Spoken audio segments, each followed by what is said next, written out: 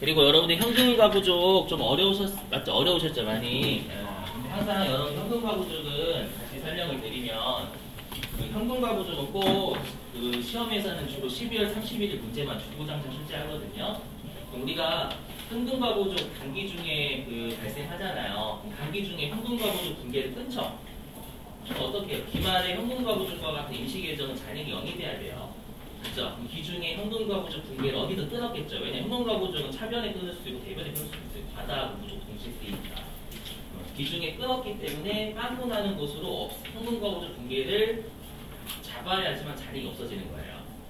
이해되세요? 하지만 12월 31일 날 발생하면 현금가부족 끊고 없애는 게 동일한 날짜 이거죠. 12월 31일 날. 끊었다가 없애는 거 동일한 날짜 이거잖아요. 그렇죠? 그러면 안 한 거하고 똑같다라고 쓸 거예요. 그렇죠? 이렇게 비교하시면 돼. 문제를 보시고도 여러분들 이거는 현금가부족이 기중에 발생한 거네, 이거는 현금가부족이 기말에 발생한 거네, 이런 거는 보셔야 돼요. 그렇죠? 그래서 이론 다시 잡아주셔야 돼요, 여러분들. 이게 40점이에요, 분계가. 그래서 이거 통해서 해당 챕터마다 중요한 개정 과목이랑 중요한 핵심이 있어요. 그런 것들 꼭 외워주셔야 된다라는 거예요. 자, 이제 그 어음을 우리가 어저께 제가 진도를 나가다 말아가지고 이 사례 있었죠, 여러분들. 이거 이 어음 어저께 배우셨던 사례 가지고 다른 것 좀 설명 좀 할게요. 여기. 자, 어음의 배서고요. 이것도 출제를 어음 쪽에서는 가장 많이 하는 동네예요. 어음의 배서요. 근데 이쪽은 여러분들이 잘 하시는 동네이긴 해요. 자, 배서가 뭔지 설명 좀 드려볼게요. 자, 일단 해석을 하면은 이 배자가 여러분 등배자 써요. 등배자. 그래서 우리가 패배할 때도 배자가 등배자 쓴다라고 해요. 한자를 몰라서 저도 공부할 때 그 강사분이 한자를 알려주셨어요. 그랬죠. 그분은 뭐 이렇게 옛날 분이니까 한자를 잘 쓰시더라고요. 아무튼 저도 자본수가 등배자 어떻게 쓰는지 몰라요. 그래서 패배할 때 여러분들이 패배할 때 달아나죠. 달아날 때 등지고 달아나야 되죠.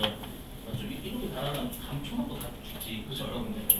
이건 뒤돌아서 도망가서 죽긴 하실 거나. 그죠? 그래서 우리가 어음 뒷면에다가 서가 기록한다 이 뜻이거든요. 도대체 어음 뒷면에다가 왜 기록을 하는지 설명을 드릴게요. 자, 여기 보시면, 자, 어저께 이제 8월 15일이 어음의 만기일이었고요. 그죠? 그리고 갑돌이가 민국이한테 어음을 5월 15일날 줬었을 거예요. 그죠? 제 입장이에요. 제 입장에서 어떻게 분계를 끊냐라는 거예요. 자, 지금 날짜는 7월 15일이에요. 어음 만기가 한 달 남았어, 한 달. 자, 제가 이제 갑돌이한테 받은 어음이 1,000원 있죠? 그걸 들고 가고 있어요. 가고 있는데 제3의 인물을 만나는 거예요. 제3의 인물이가 여러분 인물이 뭐라고 하냐면 대안이라고. 대안이. 그래서 대안이라고 해볼게요. 제가 길을 가고 있는데 대안이가 저한테 그러는 거야. 야, 민구가 너 저번에 나한테 물건 외상으로 산 거 있잖아. 상품 외상으로 산 거 있잖아. 그거 안 갚냐? 만나서. 제가 생각해보니까 예전에 대안이한테 상품을 외상으로 샀던 적이 있어. 채무가 있었다는 얘기죠, 여러분들. 그죠? 근데 지금 가지고 있는 게 돈이 없어요. 어음밖에 없어, 어음밖에. 그래서 저 대안이한테 얘기하는 거예요. 야, 대안아, 내가 지금 돈이 없다. 근데 이게 갑돌이한테 받은 어음은 있는데 이 갑돌이한테 받을 어음이 지금 7월 15일이니까 만기가 한 달 좀 남았다. 혹시 이 어음으로 네 채무를 갚으면 안 될까? 뭐 현실에서는 닥쳐라고 하겠죠, 여러분들. 맞죠? 현실에서는 닥쳐. 돈 내놔 이렇게 하겠죠, 여러분들. 우린 시험에 닥쳐면 안 돼요. 알죠? 알았어, 그걸로 갚어. 아셨죠? 상황극. 그래서 알았어, 그걸로 갚어. 이게 이해되시겠어요? 그래서 제가 어떻게 했냐면 이제 이 갑돌이한테 받은 어음을 다시 대안이한테 넘겨준 거예요. 이해되시겠어요? 그럼 그 당시에는 이제 어떻게 되냐면 제 입장에서는 어음이 대안이한테 넘어가는 거죠. 이해되세요? 그러면서 저는 대안이에 대한 채무가 없어지는 거잖아요. 되시겠죠? 무슨 말인지. 네. 자, 근데 제가 뭐를 알았냐면 이게 분명히 당연히 어음 앞면이죠. 그렇죠? 앞면. 뒷면에다가 이걸 안 한 거예요. 민국이가 어음에 대한 권한을 대안이한테 넘겨줌이라는 사인을 안 한 거예요. 저게 배설을 안 했다라는 뜻이에요. 자, 그럼 배설을 안 하면 어떤 문제가 발생하냐면, 그럼 이제 나중에 8월 15일이 됐어요. 8월 15일이 되면 대한이가 이제 어음을 들고 있죠. 그럼 대한이는 누구를 찾아가야 돼? 저를 찾아가요? 갑돌이의 은행을 찾아가요? 갑돌이의 거래은행을 찾아가요. 왜냐면 갑돌이가 주는 거니까. 맞죠? 그래서 갑돌이의 거래은행을 갑니다. 대한이가. 근데 어음 앞면에는 갑돌이의 거래은행에서 당연히 앞면부터 누가 귀부터 들어가요.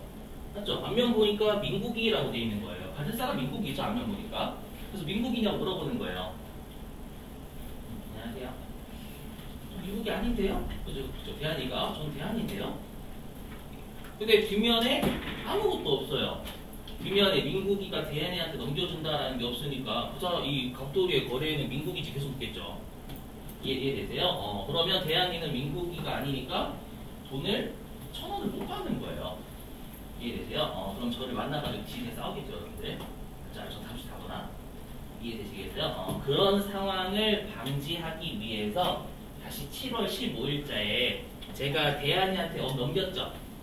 그때 이 어음 뒷면에다가 민국이가 대한이한테 이 어음에 대한 권한을 양도하고 이렇게 뒷면에다 배설을 하는 거예요. 무슨 말인지 이해되시겠어요? 이렇게 배설을 하면 나중에 이제 대한이는 8월 15일 날 갑돌이의 거래은행을 찾아갑니다. 그럼 갑돌이의 거래은행을 찾아가면 일단 갑돌이의 거래은행은 민국이에요 라고 묻겠죠. 그럼 대한이 어떻게 하면 돼요? 뒷면을 보세요. 뒷면을 보세요. 뒷면 딱 갑돌이의 거래은행이 돌려보니까 대한이한테 민국이가 권한을 넘겨준 양도함이라고 적혀져 있잖아요. 맞죠? 그럼 이제 대한인지 묻겠죠, 여러분들. 태환이는 이제 본인의 신분증 이 갑돌이의 거래은행에 제시하면 현금이 된다라는 거예요. 무슨 말인지 이해되시겠어요? 여기까지는 왜 배설을 하는지? 네. 자, 그러면 우리 시험에서는 이제 뭐를 출제를 하냐면 제가 대한이한테 어음을 넘겨줬었을 때 분기를 출제를 하는 거예요. 잘 보셔야 돼요. 자, 해볼게요. 자, 그러면 제 입장에서는 대한이한테 어음을 넘겨줬죠? 넘겨줬으니까 제 입장에선 받을 어음이 어떻게 돼야 돼요? 감소해야죠. 어음이 장부에서 제거돼야죠. 제거. 이해되세요? 우리 받을 어음은 성격이 뭐예요, 여러분들? 자산이니까 본래 위치 어디야? 차변이죠. 근데 제거라는 거 감소죠. 감소니까 반대편 대변으로 가요. 근데 우리 저번에 한번 채권하고 채무는 우리 실기할 때 반드시 거래처 입력해야 된다라고 했었죠. 그죠? 근데 여러분들 가끔씩 답안지 보시면 거래처가 걸려져 있을 거예요. 맞죠? 근데 우리 분계 끊을 때는 굳이 거래처 안 거셔도 돼요. 아셨죠? 실기할 때만 거래처 채권 채무에 잘 걸어주시면 돼요. 맞죠? 혹시라도 여러분들이 혹시라도 실기할 때 채권 채무 거래처 거는 거 깜빡하지 않겠다라고 하시면 거래처 거시고, 아시죠? 실기에서만 거래처 잘 거시면 돼요. 분계는 그냥 차변 대비만 잘 구분해 주시면 돼요, 여러분들. 그럼 받을 어음 채권이죠. 여기에 거래처 걸어야 되잖아요, 여러분들. 그럼 여기 아까 사례에서 보면 저는 받을 어음이 누구한테 받을 어음이에요? 그렇죠. 갑돌이한테 받을 어음을 넘겼으니까 여기는 대한이가 아니라 갑돌이를 걸어야 된다라는 거예요. 무슨 말인지 이해되시겠어요? 자, 근데 이제 채무를 갚았죠. 누구에 대한 채무를 갚았어요? 저는 어음을 넘겨서. 그래서 대한이에 대한 채무를 갚았죠. 그러니까 없어지는 채무는 대한이를 걸어야 된다는 거예요. 이해되세요? 무슨 말인지? 채무가 없어지면 채무는 부채니까 대변이죠. 없어지는 건 감소니까 차변으로 가야 될 거 아니에요. 오케이? 그 차변에 그 채무가 주로 우리 시험에는 외상 매입금 가지고 많이 출제를 해요. 그래요? 여기 외상 매입금은 대한이를 걸어야 돼요. 이해되세요? 그래서 핵심은 뭐냐면 시험에 배서가 나오면 핵심은 무조건 얘예요. 거래처가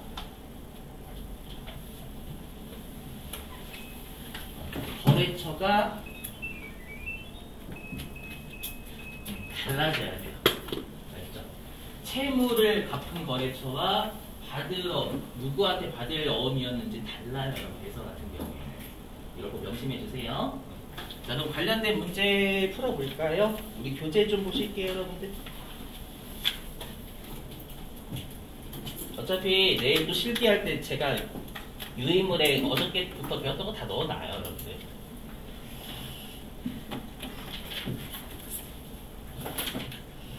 자, 교재는 94회. 94회니까.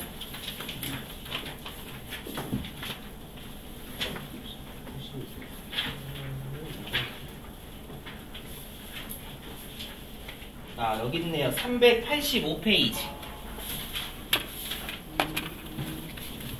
자, 교재 385.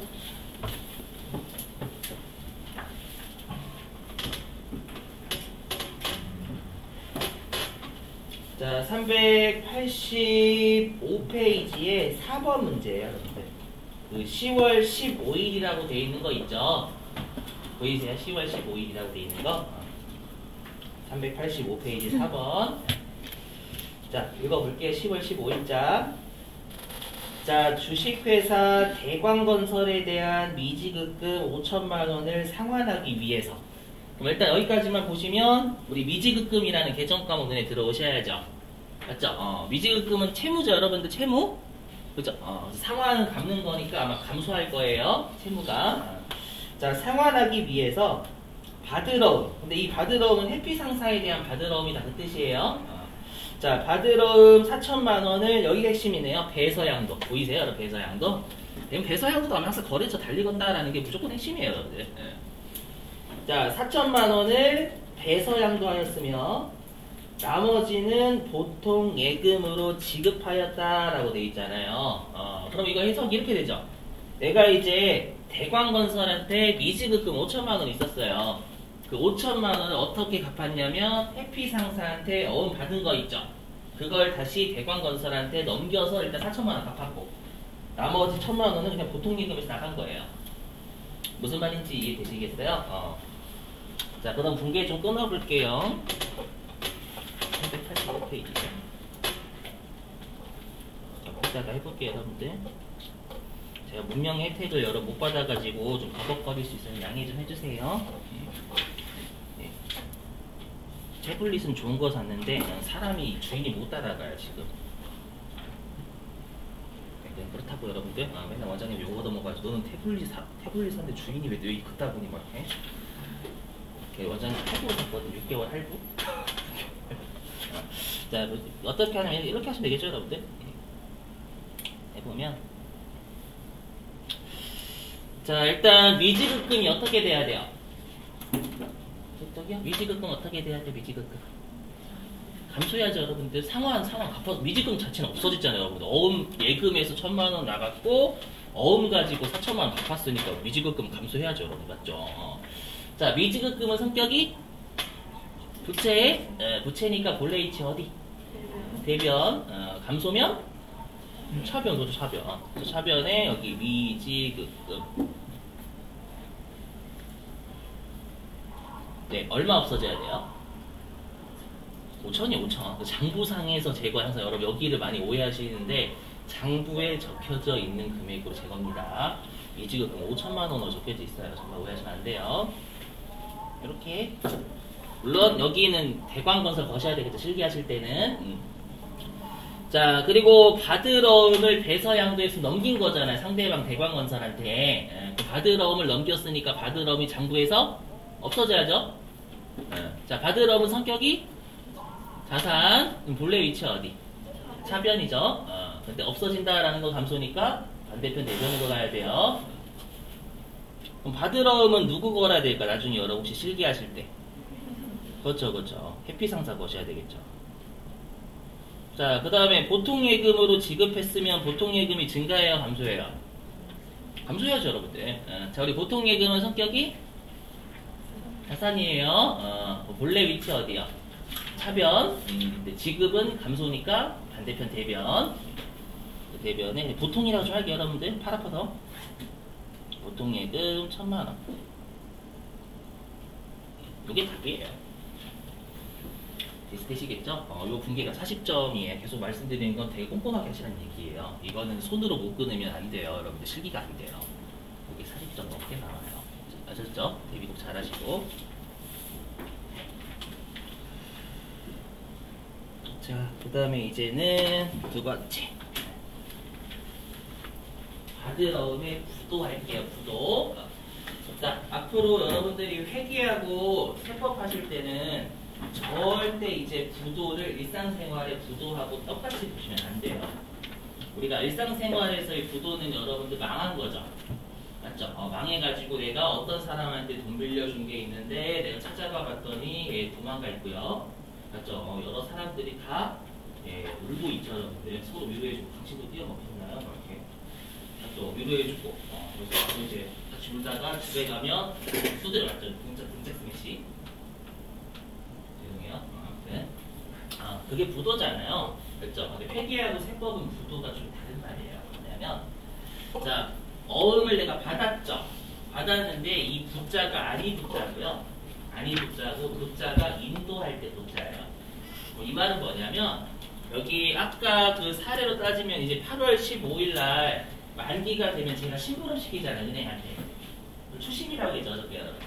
그죠? 근데 우리가 어저께 했던 추심은 이 갑돌이가 정상적인 애예요. 정상적인 애라는 건 8월 15일 날 1,000원을 자기 통장에 넣는 거예요. 이해되세요? 근데 얘가 안 넣을 수도 있는 거잖아요. 안 넣을 수도 있죠, 여러분들. 그죠? 이 갑돌이가 1,000원을 안 넣으면은요, 어떤 일이 발생하냐면, 은행끼리 인출 시도한다라고 했죠. 그죠? 제가 거래하는 은행에서 갑돌이의 거래은행에 1,000원을 인출을 시도하면 이게 지급이 거절이 돼버려요. 돈이 안 들어가 있으니까. 이해되세요? 그러면 제 민국이 저 입장에서는 어음대금의 인도를 받지 못했죠. 그게 어음의 부도라고 불러요. 그죠? 그럼 어음을 여러분 인도받지 못하면 망한 거예요? 갑돌이가? 아니에요. 근데 얘가 고의적으로 저 민국이 짜증나는데 제 평소부터 좀 얼굴도 그지 갖고 가지고 해가지고 그래서 안 넣을 수도 있는 거잖아요. 이해되세요? 그래서 회계하고 세법에서의 부도는 지급을 거절당한 어음을 부도음이라고 불러요. 그래서 일상생활에서 좀 탈피해 주셔야 돼요. 회계를 좀 하시려면. 물론 일상생활하고 비슷한 부도 많긴 해요. 아셨죠? 앞으로 이 부도가 되게 중요할 거예요. 위로 계속 하실수록. 다시 와서. 자, 그럼 이제 이용자들한테 어떻게 알려줘야 되냐? 정상적인 어음은 아니죠, 여러분들. 우리가 받을어음이라는 개정 과목은 받을 수 있는 어음이니까 받을어음 쓰는 거거든요.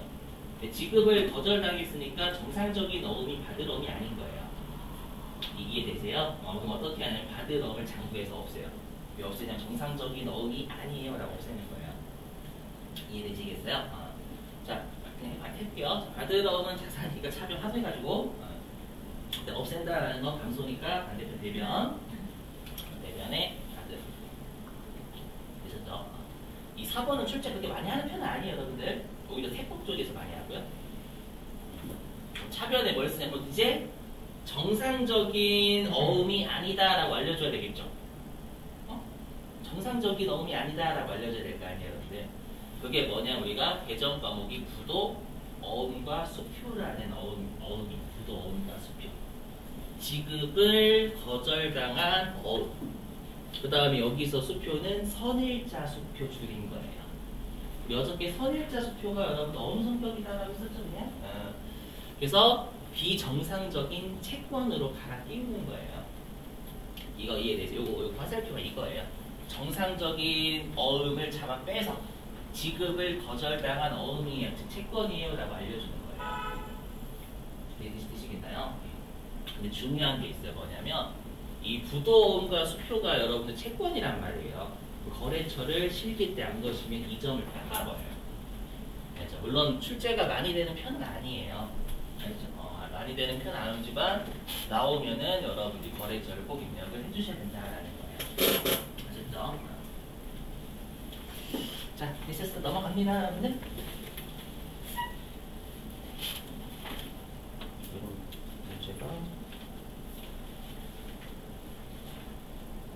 문제 있구나. 자, 얘도 실제 기출문제 좀 풀어볼게요. 95, 2-4. 자, 교재는 어디로 가주시냐면요. 378페이지. 교재 378.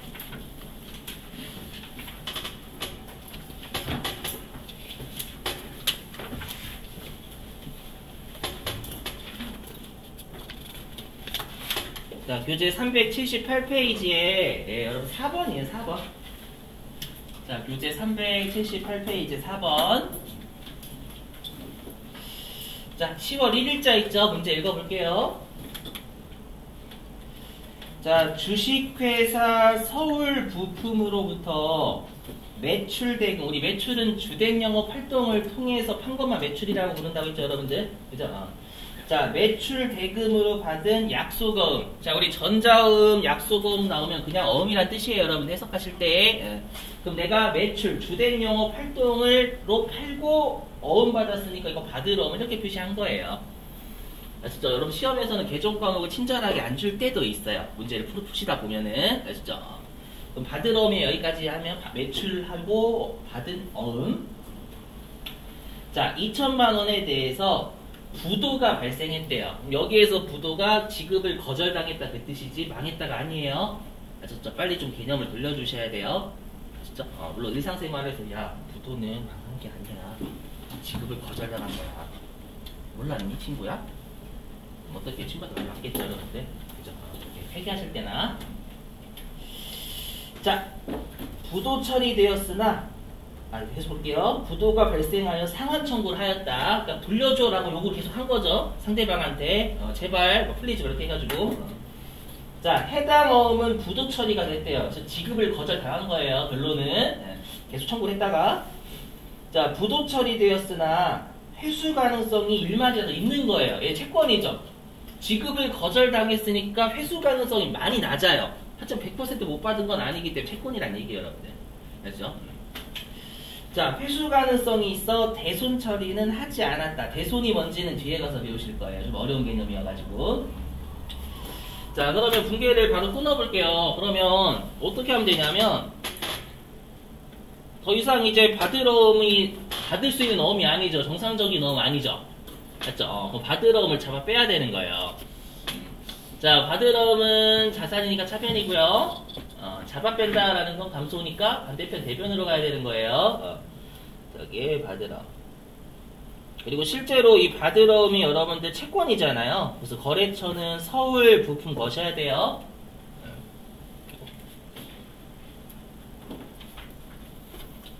그리고 이렇게 지급을 거절당한 어음을 부도어음과 선일자 수표 줄여서 부도어음과 부도어음과 수표라고 불러요.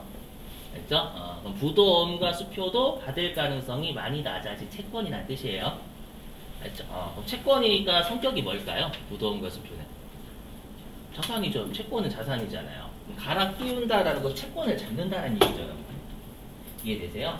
그래서 부도어음과 수표라는 또 다른 채권으로 갈아 끼우는 거예요. 차변에다가 부도어음과 수표 적으시면 돼요.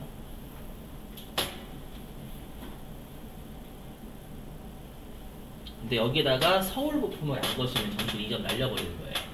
시험에서. 얘도 채권이니까. 나중에 무슨 말인지 이게 왜 채권인지는 대손이라는 걸 배우시면 이해가 되세요. 나중에. 네. 지금은 여러분도 그래 부도는 뭐 지급 거절당했으니까 상대방을 뭐 때려서 막 만약에 뭐 전기톱까지 뭐 가는 거야. 제가 좀 드라마 영화를 좀 전기톱 가가지고 야 빨리 안 내놔 이렇게 하면 줄 수도 있는 거잖아요. 그렇게 생각해 주세요. 알겠죠? 이게 농담만 진담 반이에요. 아시겠죠?